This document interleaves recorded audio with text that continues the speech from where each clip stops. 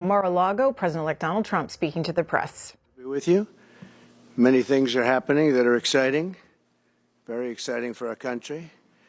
And we're honored to welcome one of the most respected business leaders in the Middle East, indeed the world.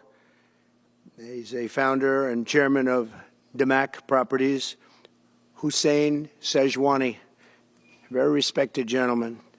And I'm thrilled to announce today that Damac will be investing at least $20 billion over a very short period of time into the United States, and they may go double or even somewhat more than double that amount of money. It's a great thing, and I believe he will say that he's doing it because of the fact that he was very inspired by the election. They wouldn't do it without that election, I can tell you. A lot of people wouldn't. You saw last week where we have somebody who's going to go from $100 to $200 billion. And we have many other people, and we'll be bringing some of them out. Some of them like to do it somewhat more quietly, and some don't. And they feel so strongly about the country that they want to let people know about it. But it's an honor to have such a great investor investing in our country. The investment will support massive new data centers across the Midwest, the Sun Belt area, and also to keep America on the cutting edge of technology and artificial intelligence. He's very big into the data centers, and that's going to be a very hot item in the coming years, as you know, with AI. In particular, the first phase of the project will be in Texas, Arizona, Oklahoma, Louisiana, Ohio, Illinois, Michigan, and Indiana, those places. And Hussein, I'd love you to come up and say a few words. Thank you very much. Thank you. Thank you. Thank you, Mr. President. It's been amazing news for me and my family when he was elected in November. We've been waiting 4 years to increase our investments in U.S. to a very large amount of money. We are a company operating in more than 20 countries around the world. We have delivered more than 45,000 luxury units and another 45,000 in the pipeline. In data center, we are in 10 countries around the world, in Asia, Europe, and Middle East. And we're very, very excited now with his leadership and his open strategy and policy to encourage businesses to come to U.S. For the last 4 years, we've been waiting for this moment. And we're planning to invest $20 billion and even more than that if the opportunity in the market allow us. But at the moment, we're planning $20 billion in data center, catering for the AI and cloud business for the hyperscalers. Fantastic. Thank you, Mr. Great President. honor. Thank you very much. So nice.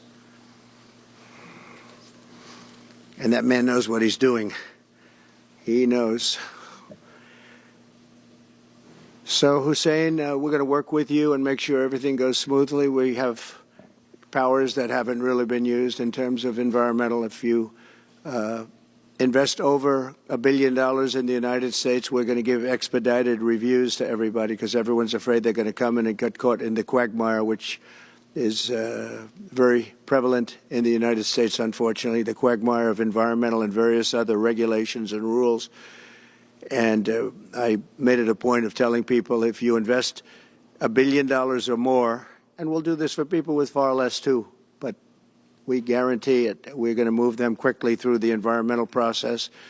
Sometimes people held up 12, 13, 14, 15 years.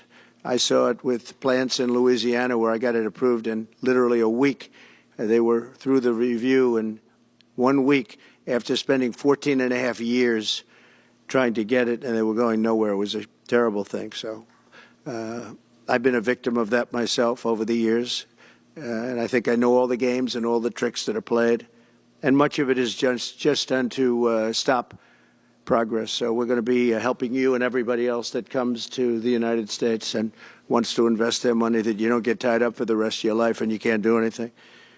This commitment further underscores that many of the greatest business leaders on earth are seeing a very bright economic future for America since the election. As you know, a lot of positive things have happened. We are inheriting a difficult situation from the outgoing administration, and they're trying everything they can to make it more difficult. Inflation is continuing to rage, and interest rates are far too high.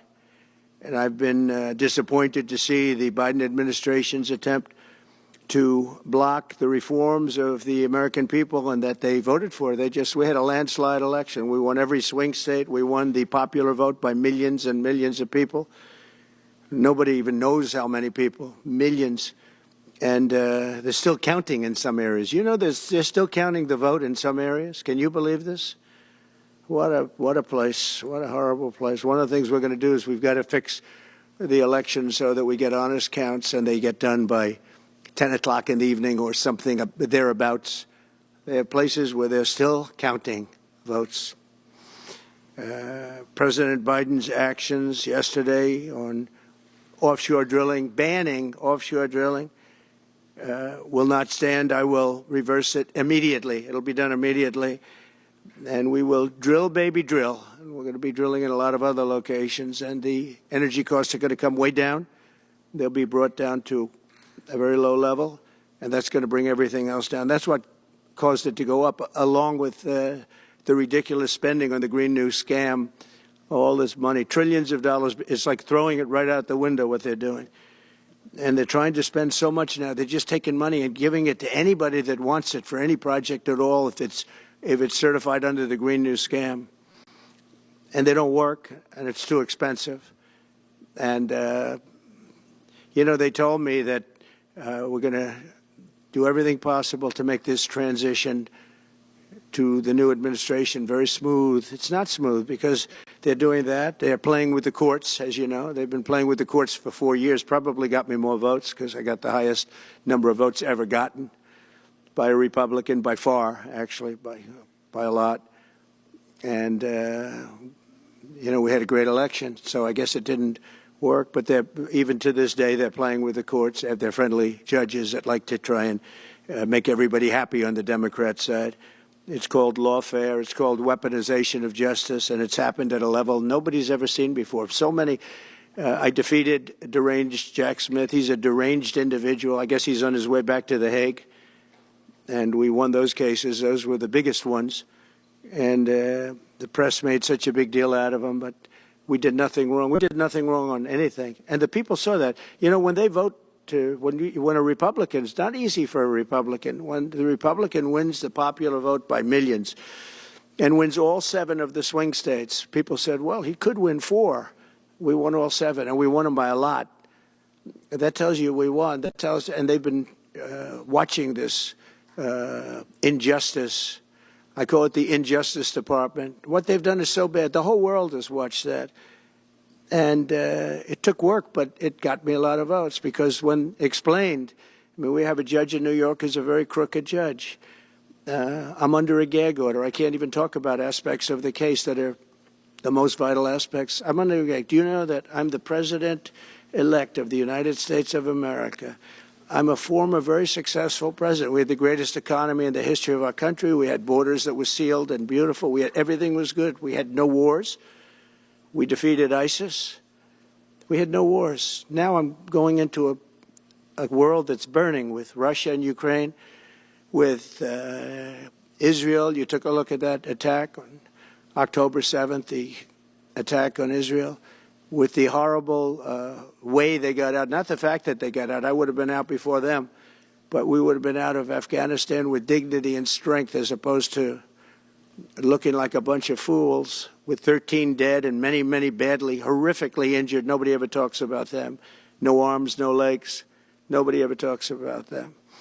The way they got out was outrageous, leaving billions of dollars of brand new military equipment that I bought in the hands of the Afghans and specifically the Taliban.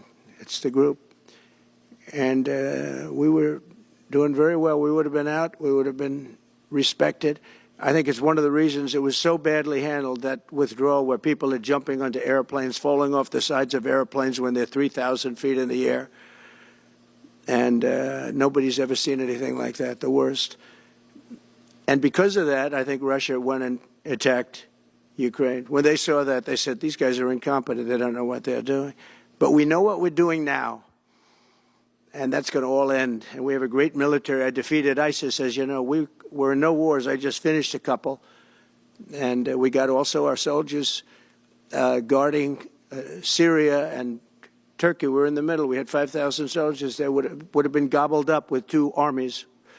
We had one army, 300,000. We had another one, 500,000 or 600,000, getting ready. We had 5,000 people in the middle. I said to a general, how do 5,000 people do in that case? And the general just looked at me and said, not well, sir, not well.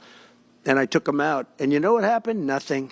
I got criticized. I saved 5,000 lives, actually. And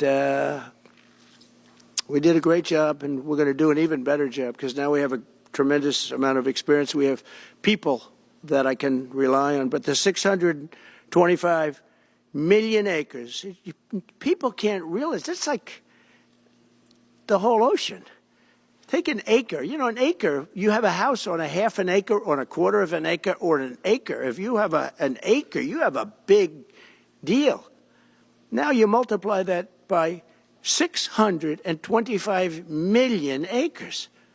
It's like, feels like the whole ocean. And that's our strength, you know.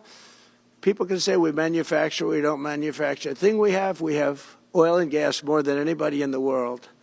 And we're going to have more of it, too. But they took away 625 million acres of offshore drilling. Nobody else does that. And they think they have it, but we'll put it back. I'm going to put it back on day one. I'm going to have it revoked on day one. We'll go immediately if we need to. I don't think we should have to go to the courts. But if we do have to go to the courts, you know, they try to be sneaky. They go in and they sign. Remember, this is a man that said he wants the transition to be smooth. Well, you don't do the kind of things. You don't have a judge working real hard to try and embarrass you. Because I did nothing wrong. By the way, I did nothing, absolutely nothing wrong. If I did something wrong, I wouldn't be standing here right now because I've won all these cases. Nobody's ever won so many cases as I have against the Justice Department. I mean, Jack Smith had cases all over the place. People were being subpoenaed. Lives were being ruined. They were spending everything they had, money. We were helping them out. We had to. They were subpoenaing people that had no idea what they were even talking about. That's a sick group of people. And it was all to influence the election. It was all a fight against a political opponent. We've never had that in this country. We have had that in certain countries. We've had that in third-tier countries. We've had that in banana republics, but we've never had that in a place like the United States. I don't even know if it's been on a small level. I'm sure it has been on a small level, but this was the largest level ever. They brought this moron out of The Hague. He's a mean guy. He's a mean, nasty guy. His picture was perfect because you look at his picture, you say, that's a bad guy with his robe, his purple robe. And he executes people. He shouldn't be allowed to execute people because he'll execute everybody. He's a nut job. But we won all of those cases with him. And, I mean, I don't know the judge in Florida, but we had a brilliant judge in Florida that saw right through it. And we won the case. She was a brilliant judge with great courage. You know, the left, as we call them, the radical left, they have a way, they play the ref, and they play it very hard. They play the ref. They go and say horrible things about judges and prosecutors. And some judges and prosecutors say, look, the only way I'm going to get these people off my back is to give victory to them. They're playing the ref. I think it's illegal what they do. It's almost like talking. It's worse than talking to a judge. But the judge in Florida, Judge Cannon, was brilliant and tough, and she didn't stand for it. And I don't know her. And never met her until the case, and I don't believe I said even one word to her. But she was very, very strong and very, very brilliant. And her opinion was so brilliant that they dropped their appeal. They couldn't beat the appeal. So that's what we're up against. So they say we're going to have a smooth transition. All they do is talk. It's all talk. Everything they do is talk. We're going to have a smooth transition. And then they take 625 million acres and they essentially landmark it so you can't ever drill there again. Well, we're going to be drilling soon. We're going to be opening up Anwar. We're going to be doing all sorts of things that nobody ever thought was even possible. But remember and just to get off the subject, because I couldn't believe it when I heard it yesterday. I couldn't believe the size of it. I mean, you put down a map and put this up, it's just massive. And remember that that's worth probably, I mean, I've had estimates, $40 to $50 trillion. That's more than our national debt. Essentially, he's thrown it away. He's thrown it away. He's taken $50 trillion. So if we owe $35 trillion, he's taken $50 trillion of value and thrown it right out the window. We can't do that. Nobody can do that. One other thing he did yesterday, which was in many ways worse, it's hard to believe it can be worse. He wants all gas heaters out of your homes and apartments. He wants them to be replaced by essentially electric heaters. I don't know what it is with electric. This guy loves electric. We're going to be ending the electric car mandate quickly, by the way. This guy loves electric. And we don't have enough electricity. And then we have AI where we need more. And he wants everybody to have an electric heater instead of a gas heater. Gas heater is much less expensive. The heat is much better. It's a much better heat. As the expression goes, you don't itch. Does anybody have a heater where you go and you're scratching? And that's what they want you to have. They don't want you to have gas where you don't have the problems of the electric. And the source is plentiful. They're much cheaper to operate. They're much better. They work much better. They look much better. 60% of homes and apartments have gas heaters. He wants them all removed quickly. These people are crazy. There's something wrong with them. There's something wrong with them. They also want to go back, and they have already started that, to when you buy a faucet, no water comes out because they want to preserve. Even in areas that have so much water, you don't know what to do. It's called rain. It comes down from heaven. And they want to do, no water comes out of the shower. It goes drip, drip, drip. So what happens? You're in the shower 10 times as long, you know. No water comes out of the faucet. You want to wash your hands. They want to go back to even stronger than what they have right now. As you know, I ended that policy. You can have all the water you want.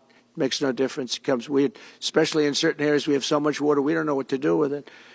But these are all things. They want very, very little water to go into your dishwasher, almost none. And you know what people do? They just keep pressing, keep it going. They end up using more water. Likewise, washing machines. They want in your washing machine to have very little water coming out of the washing machine. So when you wash your clothing, you have to wash it 4 times instead of once. You end up using more water. We're a party of common sense, and things that I'm telling you now is really all about common sense. On January 20th, we'll turn the economy around very quickly, because right now when I think of our economy, I think about inflation. That's what we have. We have inflation, I believe, at a level that we never had before. There's never been anything like it. And over the next 4 years, the United States is going to take off like a rocket ship. But really, it's already doing it. If you take a look, just last month, SoftBank announced the $200 billion. I think it'll be 200. He said between 100, and I said, how about making it 200? And he sort of said yes, but let's say it's 100, but it might be 200, right, Brian? Dollars, United States, creating more than 100,000 jobs. Hussein just announced a tremendous investment that he's going to make, and that's money that's in the bank. He's going to come and do it, and he'll do a great job, and he'll build the best centers in the country, I guarantee, because I know the way he builds. Since my election, the stock market has set records. The S&P 500 index has broken above 6,000 points for the first time ever, never even close. In a single month, small business optimism soared 41 points. It's not a 41. It went up 41 points. And that's the largest in the 39-year history of the group that does it. According to Gallup, the American people's confidence in the economy has just surged to the highest level in history. That's why I have a news conference like that. I take the greatest business leaders in the world. I say, hey, do you want to say you're going to invest the money? They're not looking for news conferences. They're saying, what am I doing here? They go in and they invest money. But it's good to know where the smartest business people in the world are investing, and they're investing in the United States. So we've done this all in 2 months of not being there. You know, we haven't been there. And It's pretty amazing, and we think we're going to do some really great things, really great things. We're being respected again all over the world. The Panama Canal is a disgrace, what took place at the Panama Canal. Jimmy Carter gave it to them for $1, and they were supposed to treat us well. I thought it was a terrible thing to do. You know, it was the most expensive structure ever built in the history of our country, relatively. It would be the equivalent of substantially over $1 trillion today. We lost 38,000 people. Think of it, 38,000 people, they died from malaria, mosquitoes.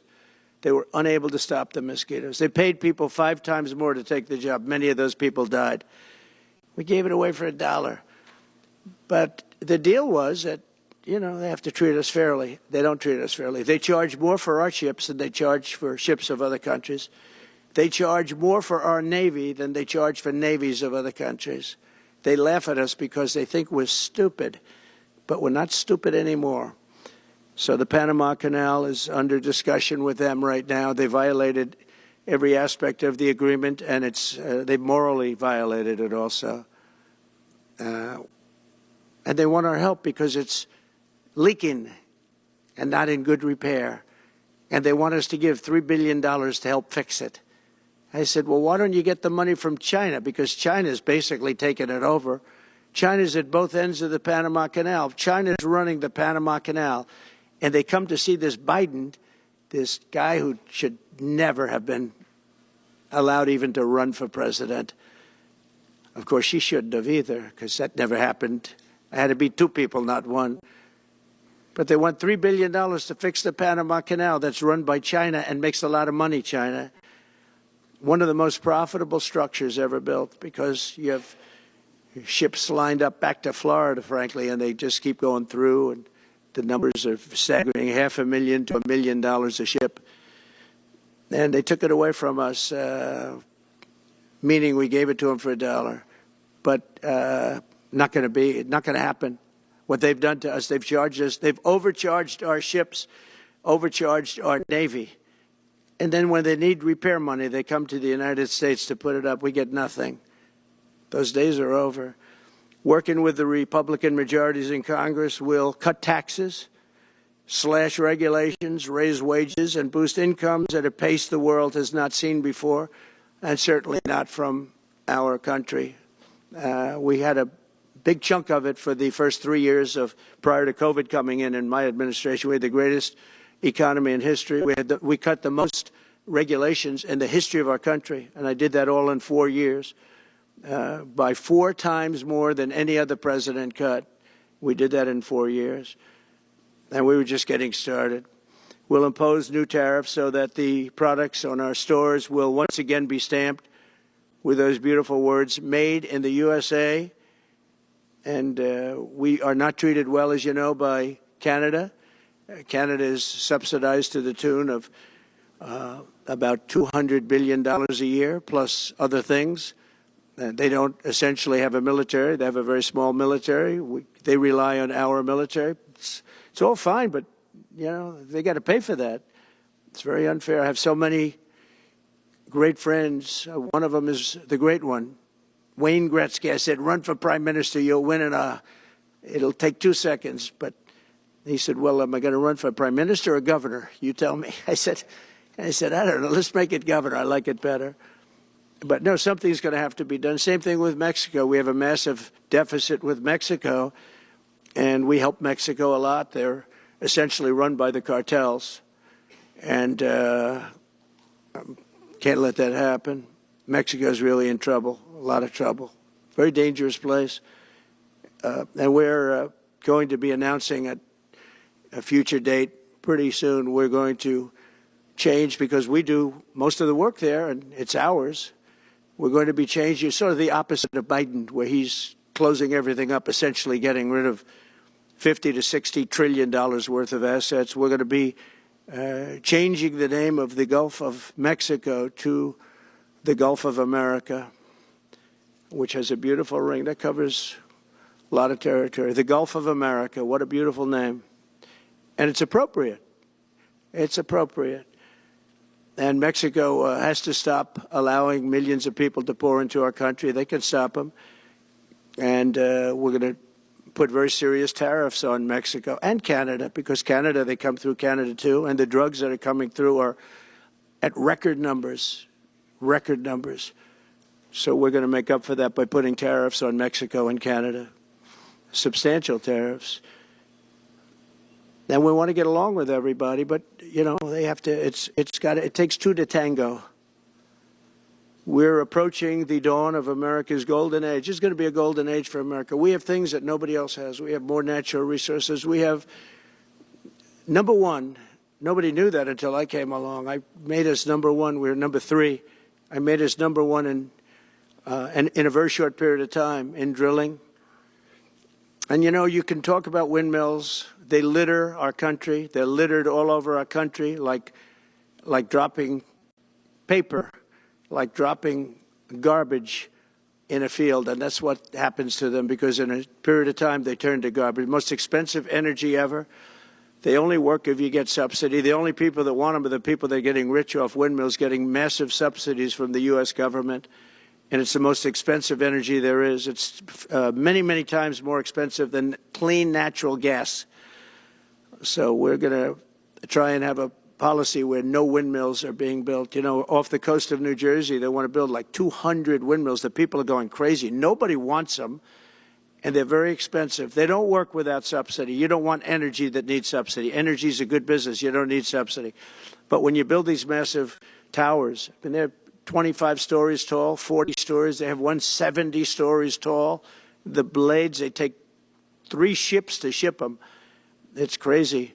They're dangerous. You see what's happening up in the Massachusetts area with the whales, where they had 2 whales wash ashore in, I think, a 17-year period. And now they had 14 this season.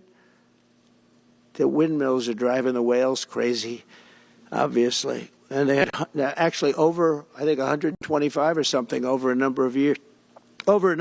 And we don't want that to happen. It's a disaster. It's amazing the way a true environmentalist would say, oh, we love wind. It sounds good, but that's about where it ends. You know, after 10 years, you have to redo them. And what happens is they don't do that. They let them stand and they rust, and they say, because of the environment, I'm not a believer in this, but they say you can, because it's a certain fiberglass, that the blades cannot be buried in earth. That's an environment. So what do you do with them? What do you do with them? And I don't know if you've ever gone to Palm Springs, California, or any of these places where you have long-term windmills standing. They're a disaster. They're rusting, rotting, closed, falling down. This is as you enter Palm Springs. And they put new ones next to them because nobody wants to take them down, because why should they take them down? It's very expensive to take them down. And you can't do anything with them because the blades, you can't bury them because of the environmental protection. We'll look at that. Doesn't make sense, but that's what they say. So we are at the beginning of a great, beautiful golden age of business. And I think we're also at a golden age of common sense, because everything I'm saying to you, from a simple water faucet that doesn't allow water to come out appropriately, to all of the other elements of what we do and what we're going to do, to take $50 to $60 trillion off our country's balance sheet because some man that has no idea what he's doing, has no idea. You know it, I know it, the Democrats know it. What they did is a crime by allowing that to happen. And I'll bet you, if you asked him today, how much acreage did you submit? Essentially, did you destroy? You destroyed the economic viability of drilling in the ocean. And with AI coming along and all, you know, a lot of people don't realize that AI is going to be a big thing, but you'll need double the electricity at least that we have right now. So right now we produce electricity for many, many different things. AI is a very big deal in terms of the future. China is already building electric facilities, big, bold electric facilities. And you know how they're being fired up? With coal. They're being fired up with coal. And we're going to build bigger and better ones.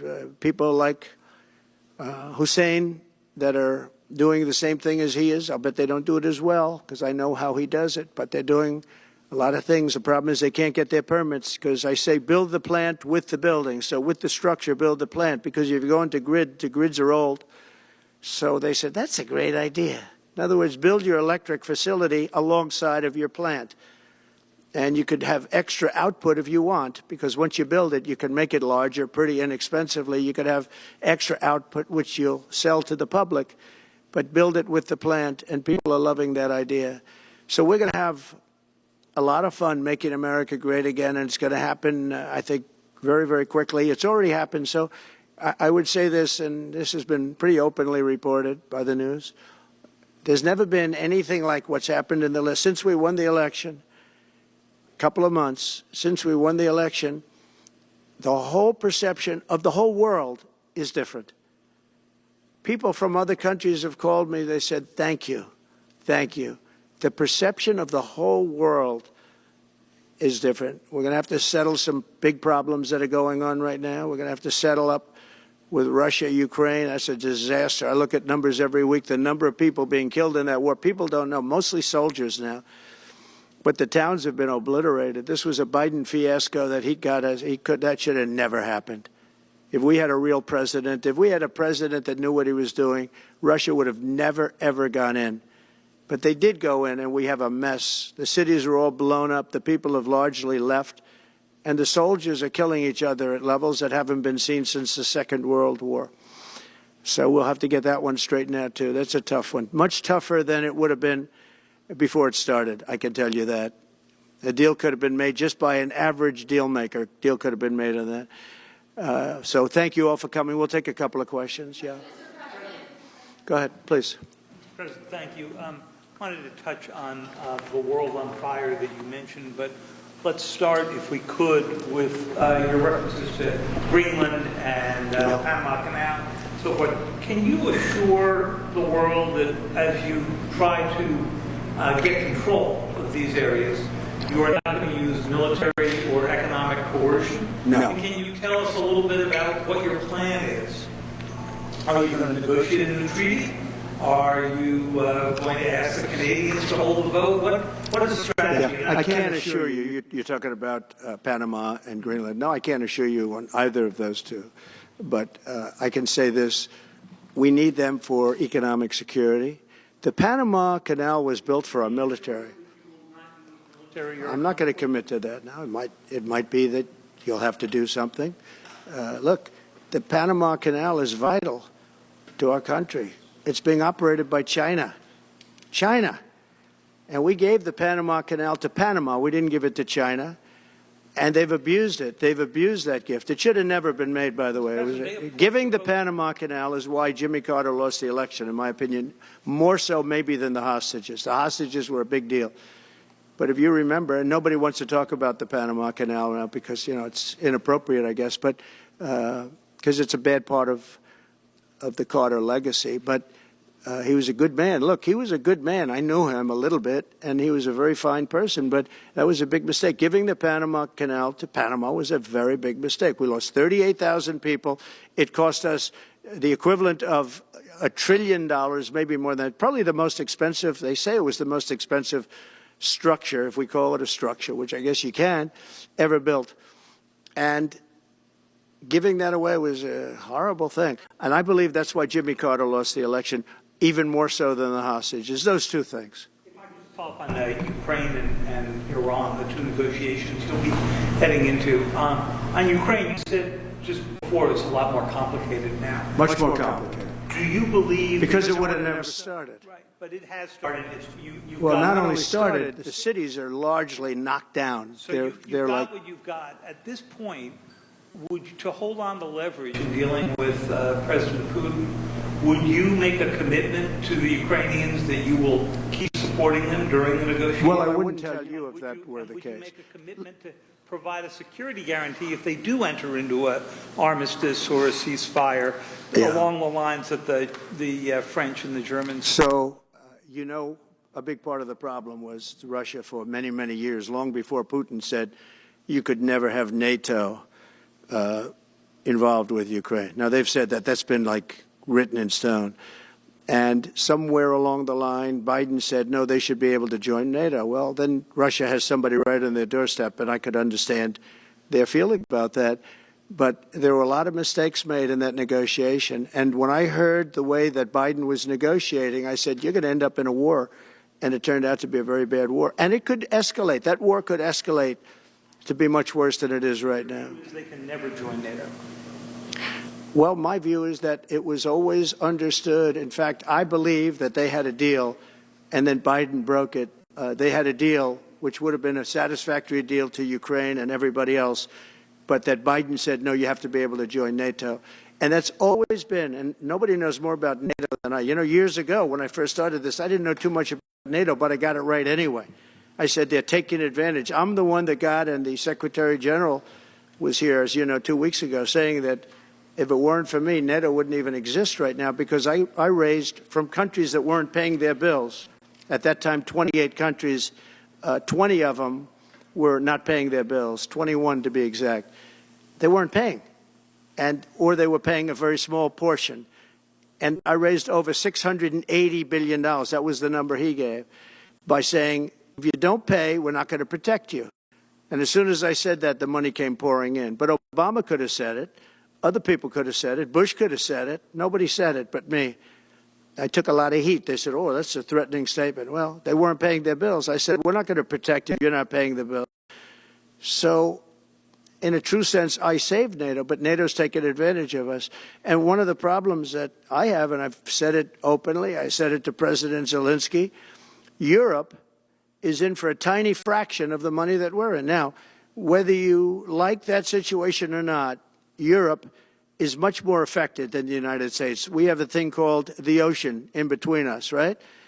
Why are we in for billions and billions of dollars more money than Europe? And, you know, they're a similar size, a little smaller, but they're a similar size economy as the United States when you add them up. And yet Europe is in for a small fraction of the number the United States is in. Now, Biden could have called them up during the term. That's what I did. I said, you have to pay your bills. And they all, one stood up. I won't say who. You'll probably have it, because the papers, the media hated to report on it. But a prime minister stood up from a country, you know, a famous meeting of 28 nations with no press, no anybody in the room. He stood up. He says, does that mean if we don't pay our bill, and at that point it was 2%, it should be 5%. It should be 5%, not 2%. But at that point it was 2%. But many people didn't pay. Some people didn't pay anything. But many people were way, including Germany. Germany was at less than 1%. You're going to press for 5%? Well, I think NATO should have 5%, yeah. Well, you can't do it at 2%. I mean, at 2%, every country, if you're going to have a country in a regular military, you're at 4%. I think they should be, you know, they're in dangerous territory. I think you should be, they can all afford it, but they should be at 5%, not 2%. I'm the one that got them to pay 2%. But a gentleman stood up, a prime minister stood up, and he said to me, sir, could I ask you a question? You're saying we have to pay our bills. If we don't pay our bills, will the United States protect us from Russia? I said, if you don't pay, you mean you're delinquent? He said, yes. He said, if you're delinquent, we will not protect you. I took a lot of heat. Although it was somewhat closed door, I took a lot of heat from the media.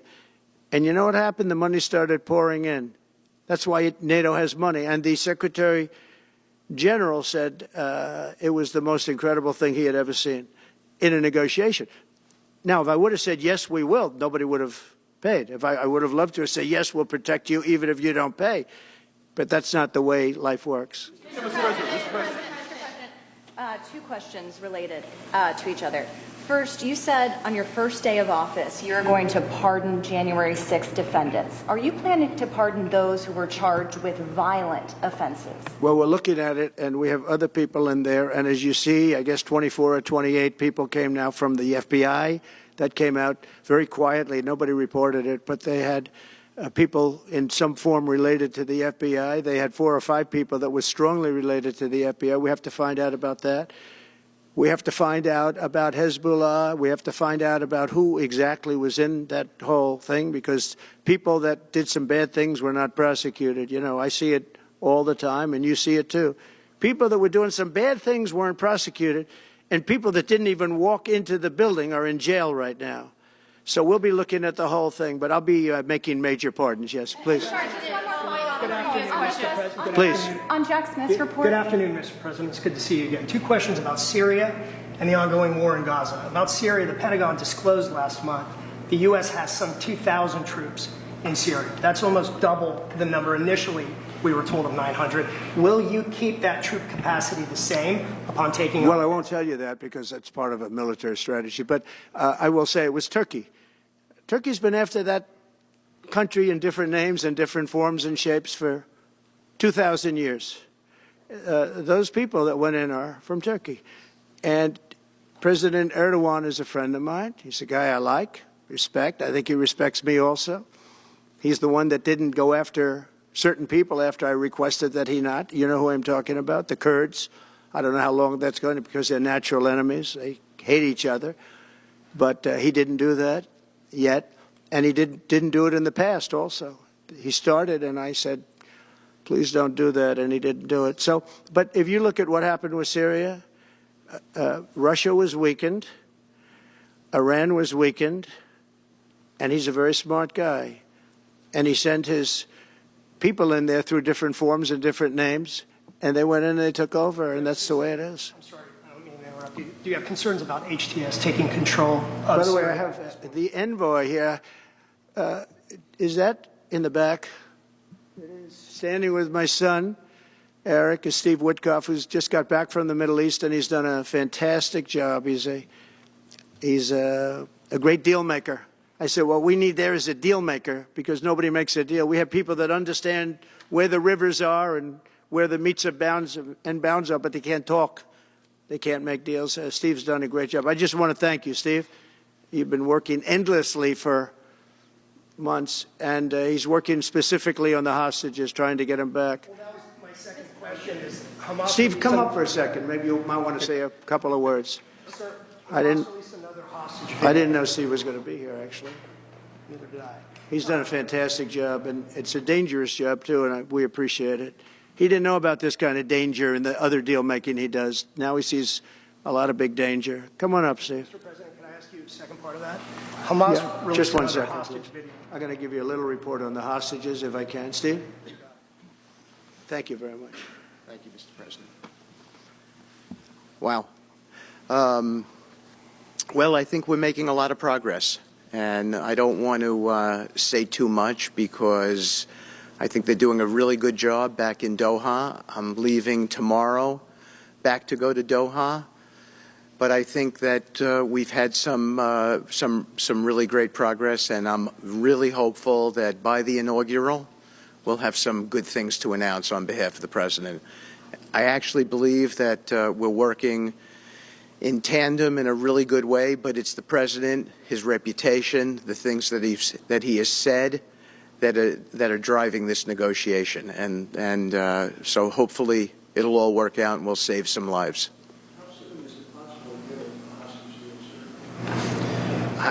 I believe we've been on the verge of it. I don't want to discuss sort of what's delayed it. There's no point to be negative in any way. But I think it's the President, his stature, what he said he expects, the red lines he's put out there, that's driving this negotiation. I'm going back probably either this evening or tomorrow night. Are you confident there'll be a deal before January 20th, or is that something that's likely to happen? If there's a deal even at all, and we've been hearing this now for the better part of. I know. I would say. They better be. Right. I would say that the President is exasperated. I don't want to talk for him, but look, I don't know anyone who delegates better than President Trump. He gives us a lot of authority to speak on his behalf, and he exhorts us to speak emphatically. And emphatically means you better do this, because the alternative. Do you think they're waiting for President Trump to take office? No, I think they heard him loud and clear. Better get done by the inaugural. But when you say all hell will Before be paid, I take office. that all hell must be paid if they don't release the You know what that hostages. means, don't you? Well- Do I have to define it for you? Look, all No, I know hell you're not will gonna break out. telegraph If what- those hostages aren't back, I don't want to hurt your negotiation. If they're not back by the time I get into office, all hell will break out in the Middle East. Can you elaborate? And it will not be good for Hamas, and it will not be good, frankly, for anyone. All hell will break out. I don't have to say anymore, but that's what it is. And they should have given them back a long time. They should have never taken them. There should have never been the attack of October 7th. People forget that. But there was, and many people are killed. They're no longer hostages. I have people from Israel and others calling, begging me to get, we had also people there from the United States, just so you know. They're holding some so-called hostages from the U.S. But I've had mothers come to me and fathers crying, can I get the body of their son back? Can I get the body of their daughter back? That beautiful girl where they threw her in the car, pulled her by her ponytail and threw her in the car like she was a sack of potatoes. I said, what happened to her? Sir, she's dead. Like a 19, 20-year-old beautiful girl. And the way they treated her. And I just say it this very simply. Steve's got a job to do. He's a great guy, great negotiator, great person. They respect him over there already. It's what we needed over there. We have people that know everything about the Middle East, but they can't speak properly. They don't know. He's a great negotiator. That's what I needed. I could have sent that gentleman right over there, Hussein. He's a great negotiator. There are people, they're rare. Great negotiators are very rare, like a great surgeon. But we have the right person. But I tell this, I don't want to hurt the negotiation. If the deal isn't done before I take office, which is now going to be 2 weeks, all hell will break out in the Middle East. Okay? Thank you, Mr. President. You've done a great job. Thank you. More than 140 police officers were injured by rioters on January 6th. Will you pardon anyone who attacked a police officer? Well, the only one that was killed was a beautiful young lady named Ashley Babbitt. She was killed, and there was actually somebody else that was killed, also a MAGA person, but people don't give it 100% credibility. I'm going to find out about it, and we're going to find out. But Ashley Babbitt was killed. She was shot. She had never been shot. She was shot for no reason whatsoever. In fact, they say that she was trying to hold back the crowd, and the crowd was made up of a lot of different people, so we'll see. But I will tell you this, the person that was killed was Ashley Babbitt. The other thing is, when they talk, there was never charges of insurrection or anything like that. But if there were, this would be the only insurrection in history where people went in as insurrectionists with not one gun. Okay? And let me tell you, the people that you're talking about have a lot of guns in their home for hunting and for shooting and for entertainment, a lot of good reasons. But there wasn't one gun that they found. And why didn't they find the bomber, the pipe bomber? They know who the pipe bomber is. The FBI knows who it is. The status of the FBI has gone down so far, and the status of the DOJ, or as I call it, the Department of Justice, it's the Department of Injustice, being laughed at all over the world. And hopefully with Pam Bondi and with Kash Patel and with other people that we're putting in, that will all come back. If you do a poll in the FBI, I guarantee I'm at like 90% with the agents of the FBI, but they have hurt that incredible place. Law enforcement, you think of the FBI, they raided this house. By the way, they could have told me, could I see this? I would have given them, I actually told them, come in anytime you want. You can see anything. They raided the house and the case was dismissed. And now I'm in litigation. I'm suing them for doing that. And I feel so badly doing it. I'm the president of the United States, and I'm suing the United States. But I'm suing them for other things, too. The FBI has gone so, its reputation has been so horribly hurt. Between Comey, who is the worst, and all of the others, what's happened to the FBI is, and we're going to make it great again. We're going to make the FBI great again. We're going to make the Department of Justice fair and strong, but fair again, because all they did was attack me because I'm their political opponent, and that includes with local judges like Marchand. You ought to find out. Ask them, why do I have a gag order where I'm not allowed to speak? Think of it. I'm the President of the United States, and I'm not allowed to speak. Why? because if I did speak, people would understand the scam. It's a scam. And we have very dishonest judges, and New York judges are very bad. We had one that valued this house at $18 million because it was good for their case. He actually valued that chandelier is worth more than $18 million. He valued this house as $18 million.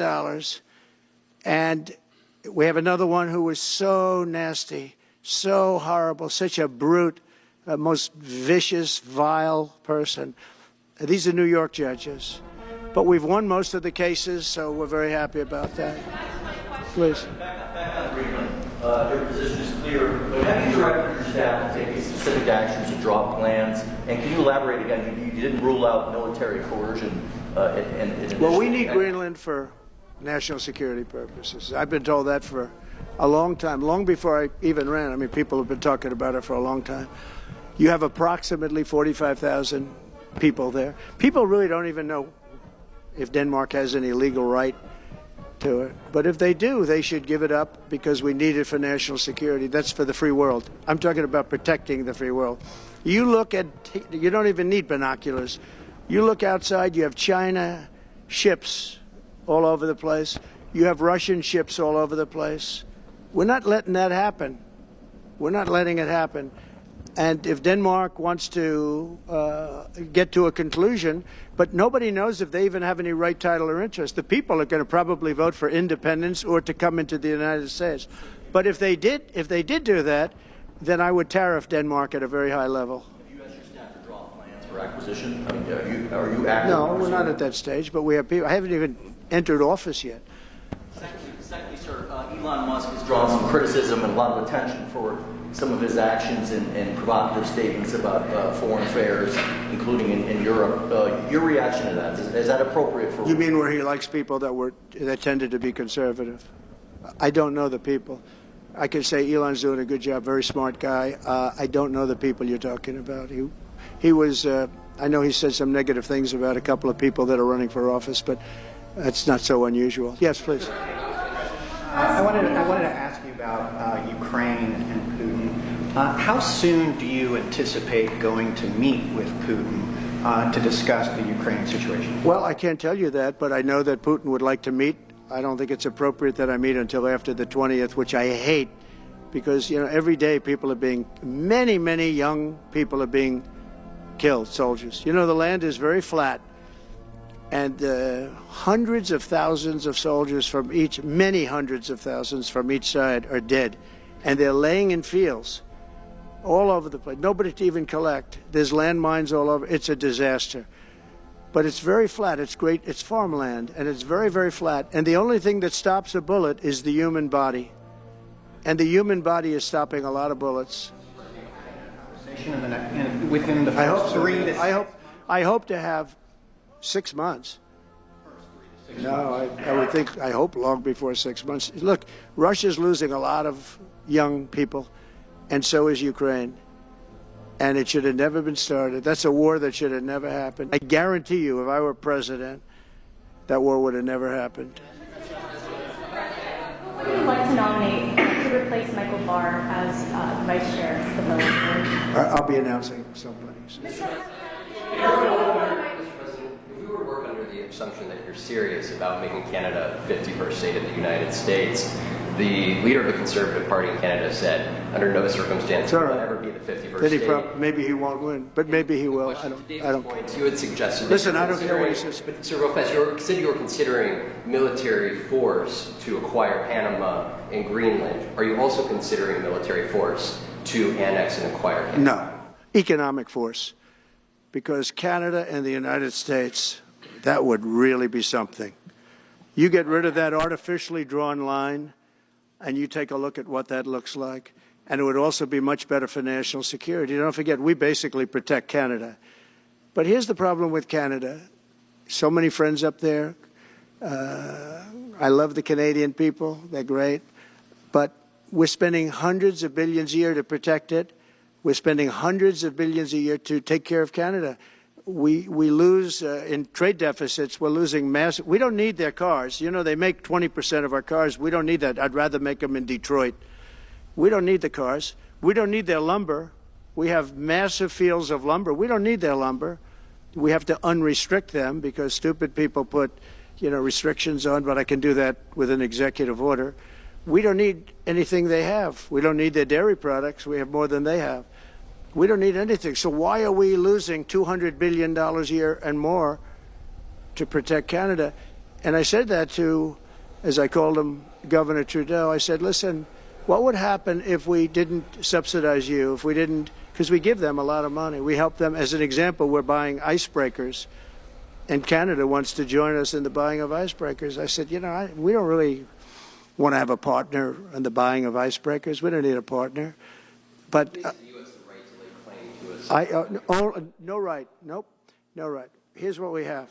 We have a right not to help them with their financial difficulties because we owe $36 trillion too. We're going to start knocking it out pretty fast, but we're going to be able to do it because of energy and other things. But no right. No right. But why are we supporting a country, $200 billion plus a year? Our military is at their disposal. All of these other things, they should be a state. That's why I told Trudeau when he came down, I said, what would happen if we didn't do it? He said Canada would dissolve. Canada wouldn't be able to function if we didn't take their 20% of our car market. They send us hundreds of thousands of cars. They make a lot of money with that. They send us a lot of other things that we don't need. We don't need their cars, and we don't need the other products. We don't need their milk. We got a lot of milk. We got a lot of everything, and we don't need any of it. So I said to him, well, why are we doing it? He said, I don't really know. He was unable to answer the question, but I can answer it. We're doing it because of habit, and we're doing it because we like our neighbors, and we've been good neighbors, but we can't do it forever, and it's a tremendous amount of money. And why should we have a $200 billion deficit and add on to that many, many other things that we give them in terms of subsidy? And I said, that's okay to have if you're a state. But if you're another country, we don't want to have it. We're not going to have it with European Union either. European Union, we have a trade deficit of $350 billion. They don't take our cars. They don't take our farm product. They don't take anything. And so we're not going to have it with them either. Brian, go ahead. Yes. Happy New Year, by the way. Thank you. We have some breaking news. You may not be aware of this, but it looks like Canada has blocked the DOJ from releasing the Smith's report until further court proceedings. Get your thoughts on that. Wow, that's a big story. Yeah. So, if I get it right, the fake witch hunt started by the DOJ having to do with books and records, and Biden had many more, and he wasn't protected by the Presidential Records Act. I was. But all of that fake stuff that took the lives of people, I mean, literally destroyed people. People are destroyed because of what they did. Destroyed. But we got to be president. But Biden did it for 40 years. He did it when he was a senator. That was illegal. And they ruled it was illegal. How about that? They said, it's illegal, but he's unfit to stand trial. So he can stand and be president of the United States, but the prosecutor found that he's unfit for trial. I was going to use that as a major talking point, but I never got to use it because all of a sudden I had a new candidate who was also sort of unfit to stand trial, right? But so what you're saying is that the judge just blocked the so Cannon was thrown off the case. They dropped their appeal because he had no case. They dropped all of that, the lawsuits against us. They lost the lawsuit. So this is deranged Jack Smith. So he dropped the lawsuits. He was told to by the DOJ because they had no lawsuit. They lost in court in front of a very strong and a very brilliant judge. They lost in court, and that pertained to other cases in other courts. So he wanted to do a report just before I take office, probably. So he'll do like a 500-page report, and it'll be a fake report just like the investigation was a fake investigation. And I said, well, wait a minute. This guy was thrown off in disgrace. In disgrace. He's gone back to The Hague or wherever they're going to send him. In disgrace. Because he failed so badly. Because it was a fake case against a political opponent. They thought they were going to use this to beat me.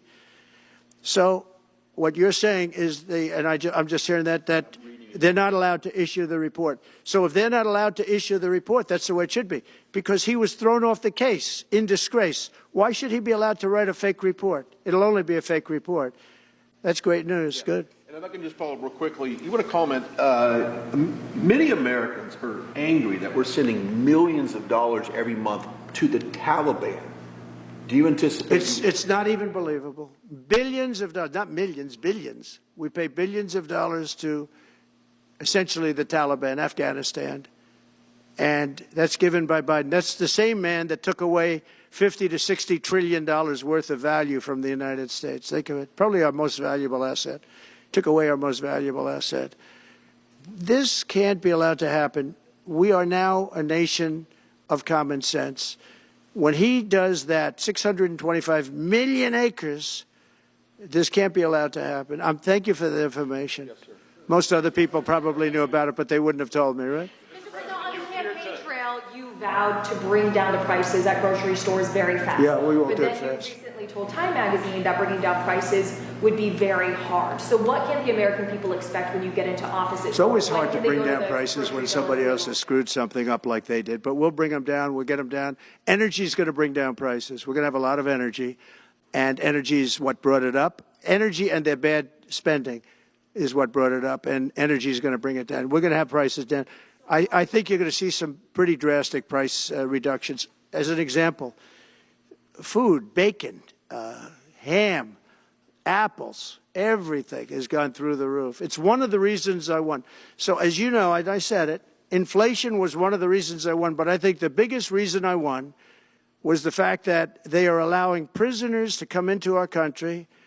They released their prisoners, their murderers. Thousands of murderers are now walking around the streets of our cities and farmland all over. Murders, people that have killed. Many, 32% have killed more than one person. They released them from their jails, their prisons, and their mental institutions and insane asylums into our country. I believe that's the reason we got such a large vote. All right, maybe one or two more questions. Yeah, please, go ahead. Go ahead, you go. Sir, can you, President Carter is laying in state today in Washington. You had some harsh words for him about the Panama Canal. Is there any disconnect there? Do you feel a little bit bad about doing that on this day? No, I liked him as a man. I disagreed with his policy. So, hey, he thought giving away the Panama Canal was a good thing. I think it cost him the election.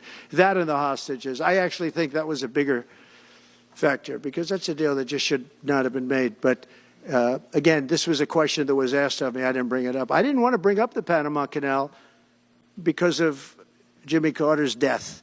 But people don't bring it up. But, you know, you and other people have asked me about it. No, it's a deal that I was very strongly against. I was a young guy when this took place. But just why would we spend all of that money, lose 38,000 people to malaria, the mosquito? They were dying. It was horrible what was happening. They paid them 4 times more than they would make in the United States, but they knew they were going to go over there and die. And they died in the jungles of malaria. There was nothing we could do to stop it. 38,000, and then we gave it away for $1. About getting your agenda through Congress, you appeared to open the door in your radio interview yesterday for a 2-bill approach. Is it still your preference for one big, beautiful bill, as you have said? Well, I like one big, beautiful bill, and I always have, I always will. But if 2 is more certain, it does go a little bit quicker because you can do the immigration stuff early. Now, you have to understand, for immigration and for the wall, we won the case on the wall. You know, they tried to sell the wall for 5 cents on the dollar, by the way. And we had, fortunately, a judge that stopped that. But they were already discarding the wall. And 5 cents on the dollar. And you know what they were doing? They were calling us up and saying, we'll sell it back to you at 200 cents. In other words, double what we paid for it. So they were going to buy it from this guy for 5 cents on the dollar. They were making deals. And fortunately, we had a very smart judge that stopped it cold. I think he called for an investigation, too, and he should. But think of it. They were selling the wall that was exactly the wall that the Border Patrol wanted. That was designed by them. Steel, concrete, rebar, exactly as it was. Very, very heavy steel, very powerful steel, hard to cut. Very, very heavy 7,000-pound concrete, which is a very strong concrete. Everything was top of the line. Very expensive. Would be double what we paid for it then, 6 years ago. But let me just tell you, they were selling it for 5 cents on the dollar to people, and those people were calling us, asking us to pay them 200 cents because it's a good deal because we can have it immediately. And you know what immediately is? Just leave it in place. No, the papers haven't written that, though. That deal is like all the other things that these people do. These people either hate our country or they're very stupid. And I don't believe they're stupid because nobody can cheat on elections like they cheat and be stupid. They either hate our country or they're stupid. So remember what I said, because nobody wants to report it. They were selling the wall for 5 cents on the dollar and trying to resell it back to us for 200 cents or less, but for 200 cents on the dollar. That's a nice return. They announced that it will stop putting fact checks on posts on its website. And Meta said today it would stop putting fact checks on its website and instead allow community to well, I watched their news conference, and I thought it was a very good news conference. I think they've come a long way. Meta, Facebook. I think they've come a long way. I watched it. The man was very impressive. I watched it. Actually, I watched it on Fox. I'm not allowed to say that. Say it? Do you think he's directly responding to the threats that you have made to him in the past? Probably. Yeah, probably. The last time you were here, you were asked a question about the U.S. possibly launching a preemptive strike on Iran. You said you wouldn't answer that question. On who? Obviously, on Iran. The U.S. launching a preemptive strike on Iran's nuclear facilities. And I said, I don't talk about it. It's a military strategy.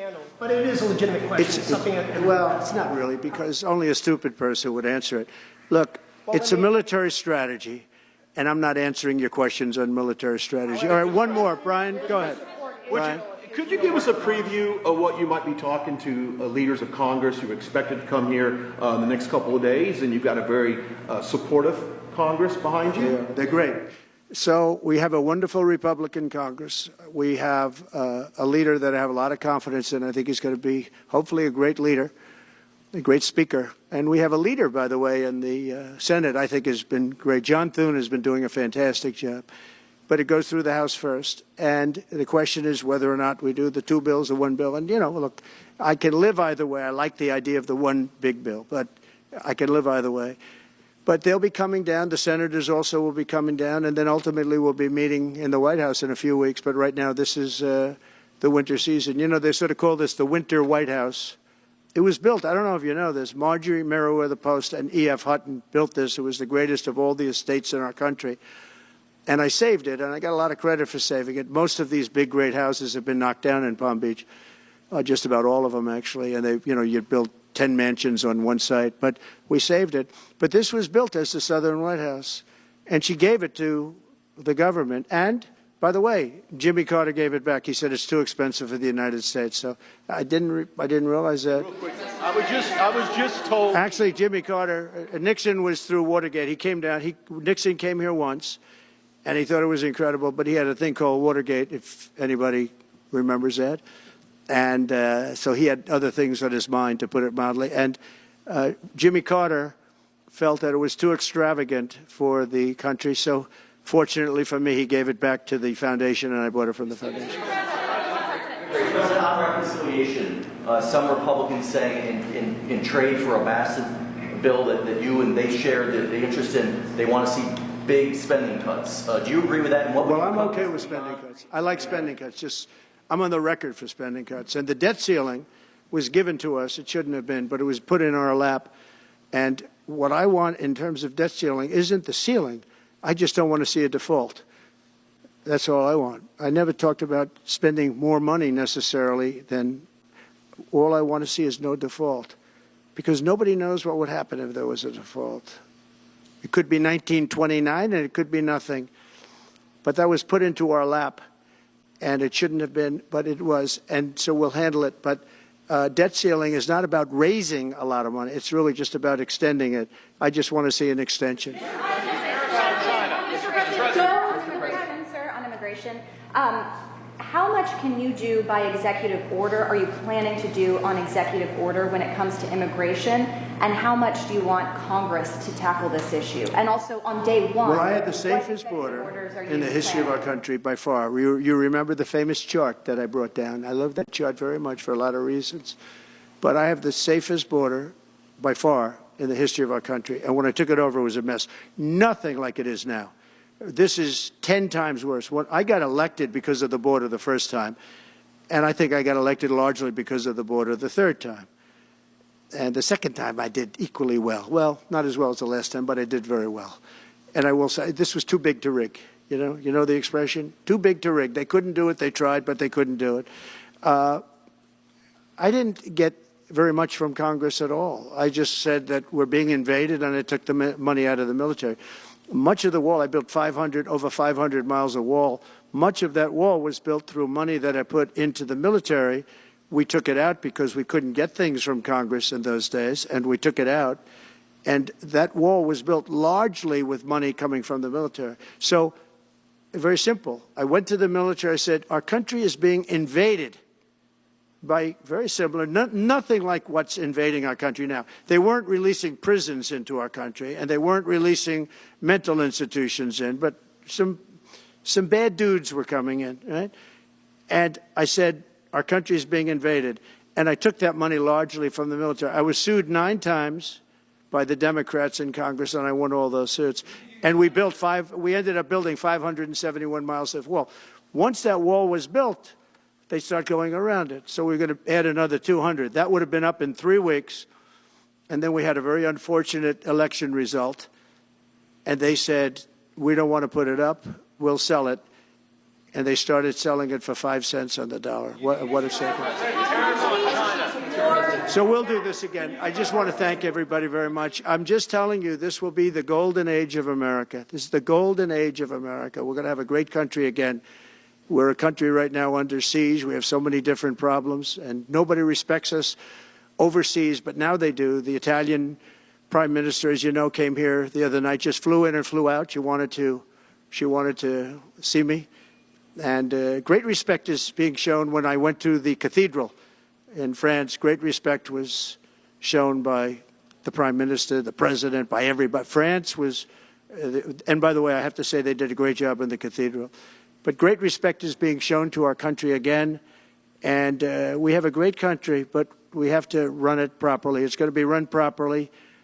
We want to get back those hostages for Israel and for us. You know, we do have people that are hostages being held. And I'll just say it again.